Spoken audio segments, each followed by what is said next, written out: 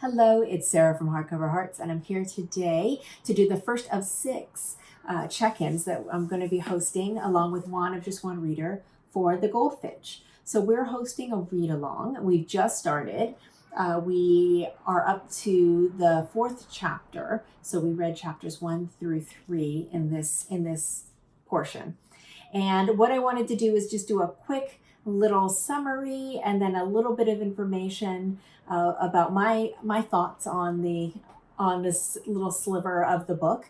And then I have a couple questions that I'd like to ask anybody who's reading along with us. If you could help me as we go through this, I would very much appreciate it. So very quickly, allow me to say this is a deep check-in. So we are going to be talking about the book. Therefore, if you have not read the book and if you are interested in reading the book, even in the slightest way, don't watch this. Come back later because we're going to spoil it. Because we're going to have a lot of in-depth conversations hopefully, about some of the details that exist and some of the reasons and some of the writing and some of the plot points. So this is an in-depth conversation. If you don't want to be spoiled, don't watch this video. Okay, so anyone who stayed with me, you've been forewarned. So even though we've only read 3 chapters, so much has happened. So much has happened in the first 3 chapters. She breaks it up into the first one starts, the first little sliver of chapter 1, she does it in sections, and there's 3 sections. The first section opens up with our protagonist, Theo, and Theo is 27 years old. He's in Amsterdam, and he is on the run. And we don't know what he did. We don't know why he's being chased and why he's being followed. We just know it's really bad, and he is incredibly paranoid. The writing in this section is incredibly anxious-making. It's intense. You feel the fear. You feel the claustrophobia because he's afraid to leave the actual enclosure that he's in, that he feels safe in. So it's immediately a propulsive introduction into this story. And in the second portion of the first chapter, he talks about things would have been different if my mother hadn't died when I was a kid. And he even says, and her death was my fault. So when his mother died, he was a 13-year-old boy. And in this section, we understand what led to his mother's death. And we understand that he had gotten in trouble at school. He had been hanging out with this kid that was a really bad influence. And he was more than happy to kind of go along with it, with this kid and his bad ideas, and got in trouble. And they have to go to the principal and actually have a conversation. And he's really scared because he loves his mother. He knows his education is important to his mother. He does not want to disappoint her. And yet they have to go face the music. And so it's, if you were ever a kid who got in trouble, this transfers the anxiousness into you. You start to remember your early years of being told, wait till your father comes home, or going to the principal's office and all of that. And so you see that a different kind of anxiety coming from a 13-year-old. On the way to the school for this morning, the mother had to take off work. She's upset about it. She doesn't know what's going on. She's concerned. On the way in, Theo really wants to stop and get breakfast. They have time before they get there, but they pass the museum that his mother loves, and she said, "You know what? There's an exhibit I want to go in," and this is kind of how she is. She wants to go into the museum because this is her love. She loves art history, and she loves art, and that's what she would have done and would have continued her schooling as an art historian had her husband not come into the picture, which was Theo's father. And you get a little backstory on the fact that Theo's father is not around. Theo's father is kind of a deadbeat, and the marriage was a poor one. He was not a good father, was not a provider. He would come home drunk, and they would find ways to be very quiet and sneak out of the house and stay out of his hair so that they didn't have to deal with his wrath. And so you get a sense of the mother and Theo having a very unique and special bond. They really enjoy each other and respecting each other, and there's a deep, deep love there. They go to the museum, and they are walking through a place that's obviously very, very familiar to them both. You could tell that they've both been there often, and they go to look at this one particular painting, and the painting is the goldfinch. And while they're looking, kind of looking for the painting and looking at the painting, he notices a little girl and a man who's probably the little girl's grandfather. And they start looking at each other. They recognize and notice each other, and that becomes the start of what you get the sense of could be a first love, or that first moments of attraction in a young man's life. And all of a sudden, without warning, a bomb goes off. And his mother had left to go down to the museum bookstore because she wanted to look for a gift. And he wanted to stay and watch this girl and see if he could kind of follow her a little bit and see what was going on with her, hoping to have a conversation. And so he's by himself when this bomb goes off. The next scene shows him waking up and trying to piece together what happened, seeing a man and being with this man who is in essence the older man that was with this young girl. She's nowhere to be found. It's just him. It's just them in this room, and this old man is dying. The old man gives him a ring, and he pockets that ring, and he also sees the painting. And the old man tells him to grab the painting. So he takes the painting. And after the old man has obviously expired, has taken his last breaths, he goes stumbling through this maze of a museum and makes his way home, because he figures that they've always had a pact that they'll meet each other home. She wasn't among any of the bodies that he saw as he walked through this museum. So the devastation is clearly huge. It's huge. And he stumbles home, but you could tell, but he's going through police, and it's definitely, this is a big bombing. This is not a small thing. This is wrecked. There's police everywhere. Everything is fire trucks. Everything is just chaos. He makes his way, stumbles home, and kind of goes into his apartment and waits. So we open up chapter 2, the anatomy lesson, and as he's stumbling home, and he just waits and waits, and it's just really painful and traumatic being there with him, where he's just trying to convince himself that she's on her way. There's a knock at the door, and two social services people are there. And then we open into chapter 3, where they are trying to figure out where does this kid go. His father can't be found. He has some grandparents, which is basically his grandfather and step grandmother, but they're older and they're not very nice people. His father was estranged from them. They don't have a relationship with him. They live in Pennsylvania. There's problems with getting him settled there. They're claiming that the wife is too sick. The grandmother's too sick to take them.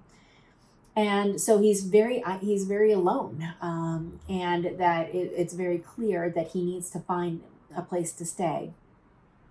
He remembers a name just pops in his head, and it is his friend that he knew in elementary school, and he mentions that he could stay with the Barbers and that they live in Park Avenue. And so next thing you know, he's being taken to Park Avenue, and an agreement has been made with this family to take him in. Now, mind you, Theo is in middle school now. He's 13, and this was an elementary school friend that he's lost touch with. And now he is living in their home and they are trying to kind of support him as best they can. But it is this stereotypical Park Avenue family, very affluent, everything is beautiful on the outside, but there's some real rifts inside this family. And other than his friend, who seems to have been isolated himself and kind of introverted, awkward boy. His friend is happy to have him back, but the rest of the other members of the family are not so excited to have him there. The children, at least. The mother and the father are very appeasing and very kind, and they support him through things like having to go for a police interview because the cops are trying to figure out who did this and what happened. One of the things that in typical, what you would think about as Park Avenue elite, the upper crust, mommy's little helper, there's some anxiety pills. And so Mrs. Barber is worried about him because he's not sleeping. He's very upset, as you can imagine. And she starts giving him sleeping pills to help him sleep. This will play in later. And in this, he discovers that he has the ring, and he remembers the ring, and he remembers that what was told to him to do with this ring, which was he was supposed to take it. This is the ring of the old man who passed away. He was supposed to take it to Hobart and Blackwell, and he was supposed to ring the green bell. And so he's a little confused. He's trying to get back into normalcy, but it's a tenuous normalcy with this family. And so he starts an adventure to figure out how he's going to get this ring back. And at the end of chapter 3, he finds himself standing in front of a door. Finally, after looking at all sorts of bells and contraptions and different things on this door, he finally sees the right buzzer. And the gentleman opens up and says, "I'm Hobby, come in." And that's where we leave off for the first section. So I wanted to so that's the kind of the plot of what's happened so far. I want to touch briefly on the writing. The writing is so magnificent and so beautiful. This is a reread for me, and I was immediately admiring of how purposeful every single punctuation mark is, every single word. The woman spent 10 years on this, and you can tell. This is polished, it's clean, it's purposeful. Her pacing is a master class in you start off with this anxiety and this feeling of claustrophobia and this frenetic energy. And then you switch to the energy of the child, which is a different kind of frenetic energy. It's the worry of, I am in trouble. It's a different kind of trouble. And then you get the pace of New York City. And New York City is so vibrant in this book. You get the sense of having to be on the go and move quickly and get things done, and the hustle and bustle. You also get a sense of how New York City has influenced him and also his mother's influence, and how she has taught him. And he has this kind of broader sense of what the world is. He's aware of French movies. He's aware of all of these things that another child in a different part of the country would not be aware of. But he had an exemplary mother who cared very much about his education, and she cared about the arts, and it comes through. And he is whether he knows it or not, he has absorbed that.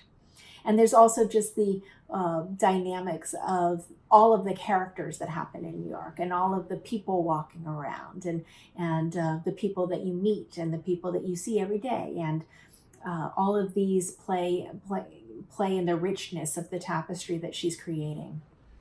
And one of the things that I would like to pose, I posed this to the Voxer channel, and I'd like to pose it here as well, was if anybody else, when reading this, got a 9/11 feel, especially in the bombing section and in the aftermath as he's walking out and walking home.